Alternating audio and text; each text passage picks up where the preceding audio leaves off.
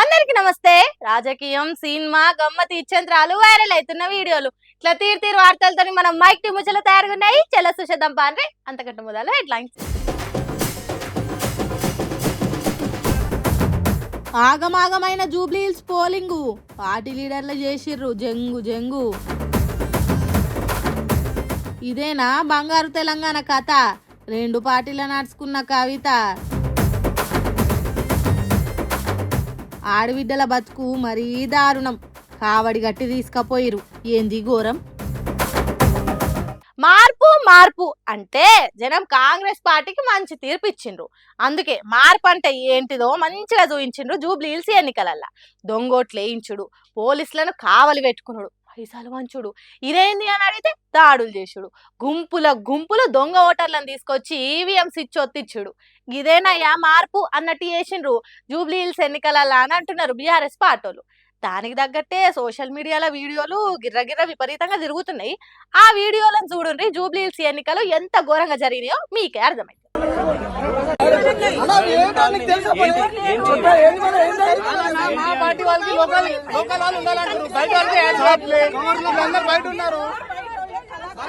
చూసిండ్రా, గుంపులు ఓట్లేసేదానికి పొట్టు వస్తున్నారు. మరి వాళ్ళు నిజమైన ఓటర్లా లేకుంటే దొంగ ఓటర్లా? ఏ పార్టీకి ఓటేసేదానికి వచ్చిండ్రు అనేది మనకు తెలియదు, కానీ బీఆర్ఎస్ పార్టీలు మాత్రం వాళ్ళని ఆపుతున్నారు, అడ్డం పడుతున్నారు.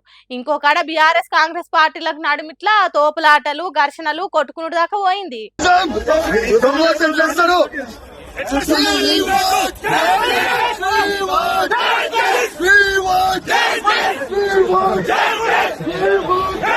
దొంగోట్లు వాడుతున్నాయని నినాదాలు చేసిండ్రు ఎమ్మెల్యే పాడి కౌశిక్ రెడ్డి, మాజీ ఎమ్మెల్యే పెద్ది సుదర్శన్ రెడ్డి, బీఆర్ఎస్ కార్యకర్తలు.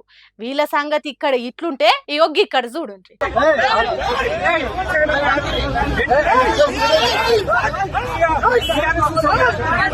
నవీన్ యాదవ్ తండ్రి శ్రీశైలం యాదవ్ పోలీసుల ముంగట్నే ఓ మనిషి శంప మీద షటేల్ను కొట్టిండు.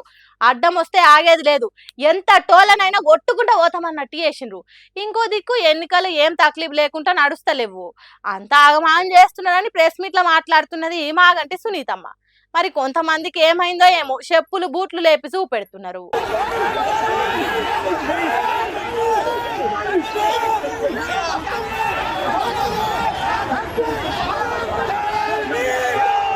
ఇక చూసిన ఎట్లున్నదో, ఆడబిడ్డ అనేది కూడా లేకుండా చెప్పులు బూట్లు చూయిస్తున్నదంటే ఇక వీళ్ళని ఏమనాలి?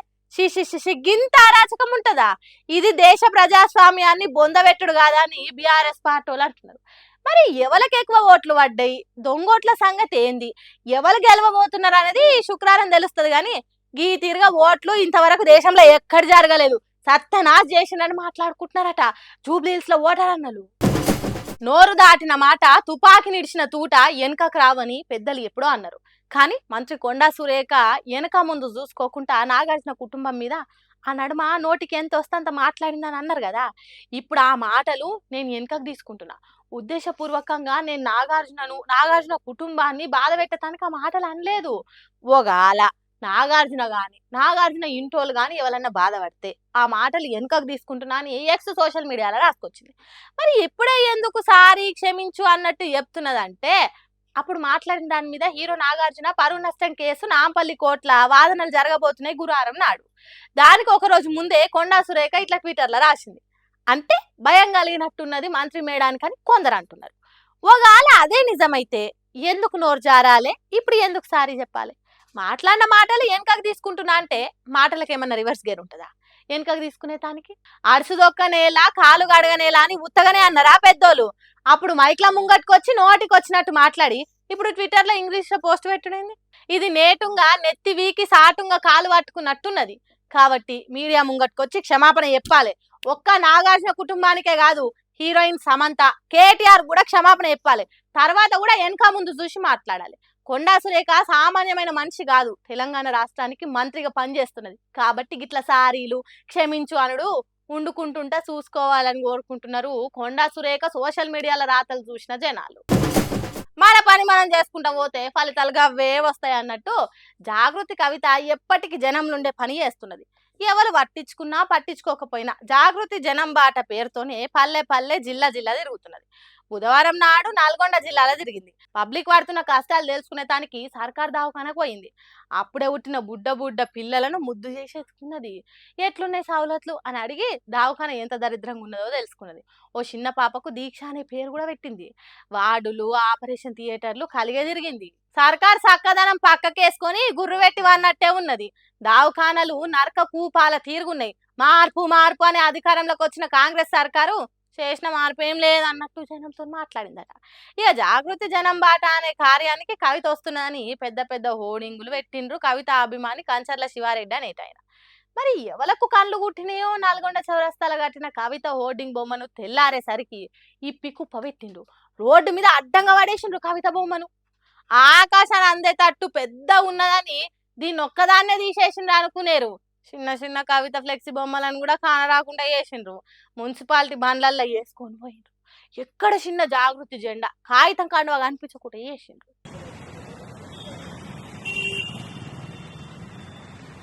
అన్ని వీగిరా అన్న నల్గొండ మొత్తమా ఓరు చెప్పిరన్నా? ఇట్లా చేసినందుకు జాగృతి అన్నలు కొందరు కాంగ్రెస్ పార్టీలకు కవితక్కను చూస్తే కాళ్ళు వణుకుతున్నాయి, కూసాలు కదులుతున్నాయి, అందుకే గీతీరుగా చేసిందని అంటున్నారు. అయితే కవితక్క ఒక్క కాంగ్రెస్ సర్కార్ను మాత్రమే అనకుండా బీఆర్ఎస్ సర్కార్ను కూడా తిట్టింది. ఇదేనా బంగారు తెలంగాణ? 12 ఏళ్ల నుంచి తెలంగాణ కృష్ణా నీళ్లు నల్గొండకు తెచ్చినోళ్ళే లేరు అని గట్టిగా అరుచుకున్నది. అయితే ఈ మాటలు కాంగ్రెస్ సర్కార్కు వత్తాసు వలికినట్టే ఉన్నాయి. కవిత కాంగ్రెస్ పార్టీలు రాసి ఇచ్చిన స్క్రిప్ట్ చదివినట్టే ఉన్నదని బీఆర్ఎస్ పార్టీలు అంటున్నారు. సరే, ఏది నిజము ఏది అబద్ధం అనేది మనకు తెలియదు, కానీ కవిత మాత్రం ఎక్కడ ఆగకుండా జనంలో తిరుగుతూనే ఉన్నది. ఇక చూడాలి మరి ఏమైనా కాల్సి వస్తుందో. చూడుండ్రి ఏ తీరుగా దూసుకుపోతున్నదో భారతదేశము. రోగం వస్తే దవాఖానకు పోయేటానికి ఆధునిక డోలి సౌలతులు ఏర్పాటు చేసి ముందుకు పోతున్నది. నదుల మీద పెద్ద పెద్ద బ్రిడ్జులు కట్టి తలక్ తలక్ మని మెరిచే తార్ రోడ్లు వేసి రాకపోకలను రై నడుపుతున్నారు. అగ్గో కావడి కట్టుకొని జోలేలా మూలుగే ముసలమ్మని తీసుకొని పోతుంటే బ్రిడ్జులు కట్టిండ్రు, రోడ్లు వేసిండ్రు అంటున్నవేంది అని అనుకుంటున్నారా? మరి అంత గొప్పగా దేశాన్ని పరిపాలిస్తున్నారు మన నేతలు.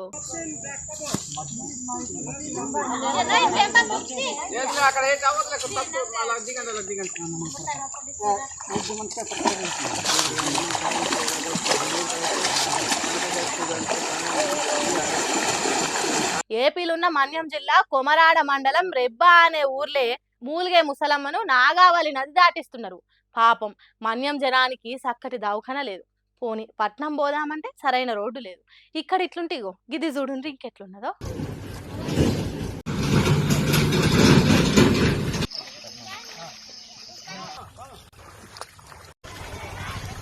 ఎంత చక్కగా ఉన్నాయో చూడండి రోడ్లు. నూనె పోస్తే ఎత్తుకునే తట్టు, అసలు బురద లేదు. గిరికల బూట్లు వేసుకొని స్కేటింగ్ కూడా చేయొచ్చు, అంత మంచిగా ఉన్నది దారి. కాళ్ళకు మట్టి అంటకుండా ఎన్ని కిలోమీటర్లైనా నడిచిపోవచ్చు. మోకాల లోతు దిగబాటు అసలే లేదు.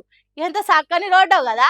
విజయనగరం జిల్లా బొండ్లపల్లి మండలం చిన్నంగూడెం, ఎర్రొడ్లపాలెం అనే ఊర్లల్లా ఉన్న పరిస్థితి ఇది. రోడ్లు ఇంత మంచిగా ఉన్నాక నేటి ఈ బాలలు రేపటి పౌరులు కాకుంటే ఇంకేమైతారు చెప్పుండ్రి. దేశాన్ని ఎంతో మంచిగా నిర్మిస్తున్నారు. ఇగో ఇది దేశం ముందటికి పోవడంటే, ఇది ఆర్థిక వ్యవస్థ అందనంత ఎత్తుకెదుగుడు అంటే. జీడిపి పెరిగితే చాలు, వీళ్ళ బతుకులు మారాల్సిన అవసరం లేదు. దేశానికి మొన్నటికి మొన్న స్వాతంత్రం వచ్చింది కాబట్టి ఫికర్ చేయాల్సిన పని లేదు.